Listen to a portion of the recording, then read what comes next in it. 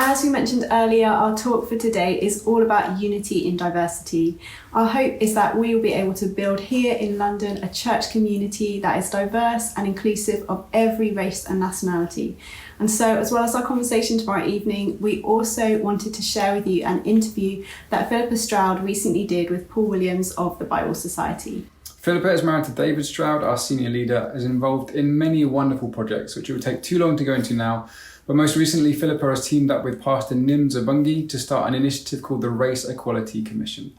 I'll let them explain more about what that involves in this short video. You can hear the full interview on the Bible Society's YouTube page, but we just really love what they had to say about having a heart for racial justice, and we wanted to share a few minutes of that with you now.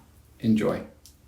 What's also been challenging during this pandemic, of course, has been the subject of racial equality. And in the wake of the killing of George Floyd, there's been a heightened consciousness, hasn't there, of racial inequality in our societies and a lack of racial inclusion. So we're going to reflect on that in the light of the gospel for the next 10 minutes. And joining me to do that are Baroness Philippa Stroud and Pastor Nims Obunge.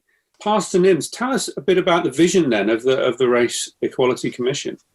Well, one of the things we believe in simple terms is irrespective of the color of your skin, everybody should be able to prosper in the United Kingdom, and everybody should feel at liberty to work freely on the streets without that sense of feeling that they're being harassed because of the color of their skin by police or by others, and that we believe in a fair and a just society. So ultimately, we've said that we want to make sure that every stone is left unturned in one sense. We want to work across the business communities, we want to work across government, across faith organizations, we want to work across especially the public sector, and look at the various reports and recommendations that have come out from governments over the past and see how that relates to the practical application of people's lives right now. Ultimately, we believe that we can have a more equitable and a fair and a just society,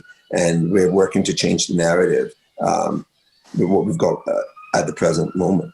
Our primary hope out of this is that there is a step change in the way in which we treat one another and that we value one another.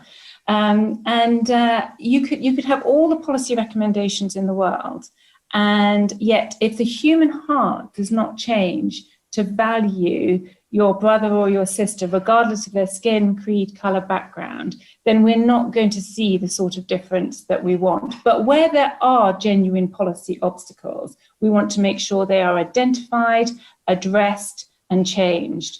And that's what we are working on. But we are particularly aware too that there are conversations that need to be had. And we want to create a safe environment where the commissioners, and our commissioners come from all various backgrounds, Black, white, Asian, you name it, as commissioners.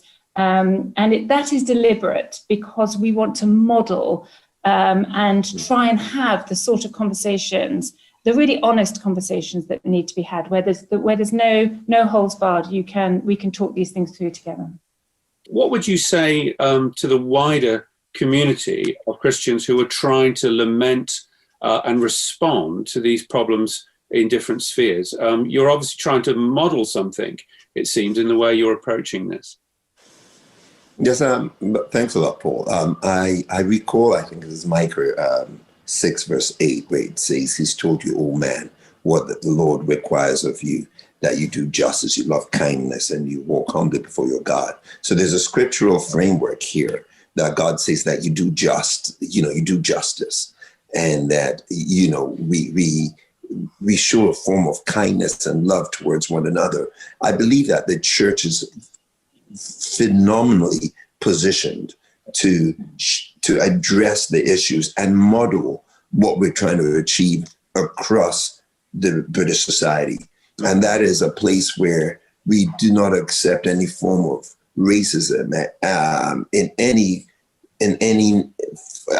when I say any form of racism in our churches, in our community, and we choose not to deny the color of our skin, but we celebrate the difference rather than use it as a point of division. And that point of being able to celebrate our difference without making it a barrier to where we worship, how we engage with each other, how we intermarry, how we ensure that we support each other to thrive in society. Philippa spoke about a change of heart. I really believe that that change of heart needs to be modeled internally by Christian leaders and demonstrated in every form.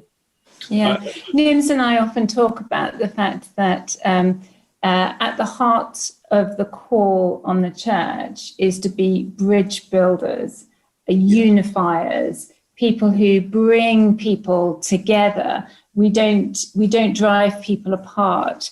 And I think there is a unique call on the church to be bridge builders, unifiers, peacemakers. And that's something at the heart of this commission as well.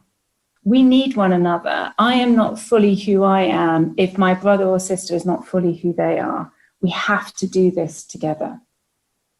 Fantastic. Well, Baroness Philippa Stroud, Pastor Nims Obunge, thank you so much for joining us, for encouraging us and inspiring us in the way we respond to this incredibly important issue.